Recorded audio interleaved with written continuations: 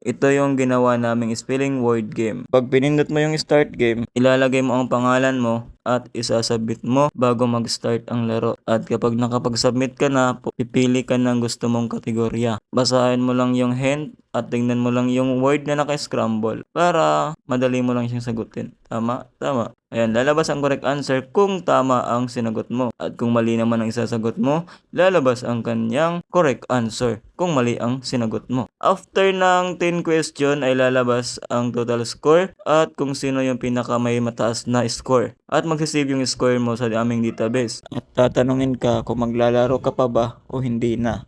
Pag pinindot mo yung yes, ay babalik siya sa select category. Pag pinindot mo naman yung no, ay mag-i-end na yung game. Sa leaderboard naman ay lalabas yung mga nakapaglaro na at ang kanilang score. At makikita mo doon kung sino ang may pinakamataas na score.